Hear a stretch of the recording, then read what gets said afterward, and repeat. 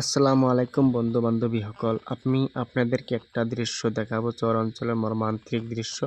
এই যে হেউজিয়া পাথরটা দেখতে পাচ্ছেন, সেই পাথরটা চর এলাকার লাস্ট পর্যায়ে আর কি। এই পর্যায়ে যে খেতি পথারগুলো দেখতে পাচ্ছেন, এই খেতি পথারে অনেক ধরনের খেতি বাতি করে চর এলাকার মানুষ জীবনযাপন করে আর কি। দেখতে পাচ্ছেন এই চর এলাকার এই গ্রামগুলো, এই গ্রামে এই সাইডে হলো কায়েম অঞ্চল। এই দেখেন নদীর পাড়ে কিভাবে সুন্দর ফসলের জমিনগুলো ব্রহ্মপুত্র নদী ভেঙে চুরে তছনছ করে নদীর বুকে নিয়ে যাচ্ছে।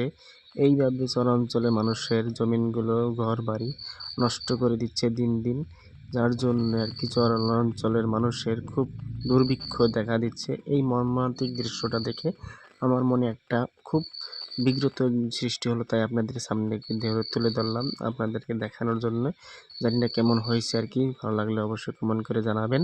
তো আমি আসছিলাম একটু চর এলাকায় ঘুরতে, আমি কায়েম অঞ্চলে চলে যাব আর কি, বাড়ি যাওয়ার জন্য রওনা দিচ্ছি। সেই পথে আর কি এই দৃশ্যটা দেখার জন্য দেখলাম, তাই আপনাদের সামনে দিয়ে তুলে ধরলাম। তো আমি চলে যাচ্ছি আর কি এই চর অঞ্চলের একটা নাও ঘাটে আর কি, শ্যালো ঘাটে।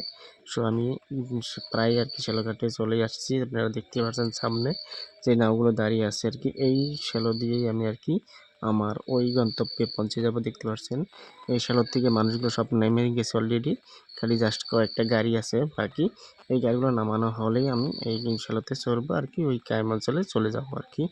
সো ফাইনালি আমি এই শ্যালো দিয়ে আমার এই কায়েম অঞ্চলের এই রাস্তায় আসলাম। দেখতে পাচ্ছেন ওই পার থেকে এই পারে আসলাম এই শ্যালো দিয়ে। সো এখন আমি পাড়ি দিব এই নদীর মাঝখানে একটা মরুভূমির মতো জায়গাটা পাড়ি দিব। পাড়ি দিতে পারলেই আমি আমার কায়েম অঞ্চলে চলে আসব।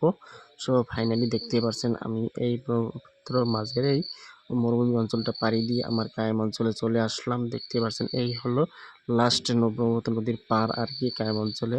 এই পারটা পার হলেই উঠতে পারলেই আমি আমার কায়েম অঞ্চলে চলে আসবো। সো ভিডিওটা যদি ভালো লাগে থাকে অবশ্যই এই ইউটিউব চ্যানেলটা সাবস্ক্রাইব করে পাশে থাকবেন। ধন্যবাদ।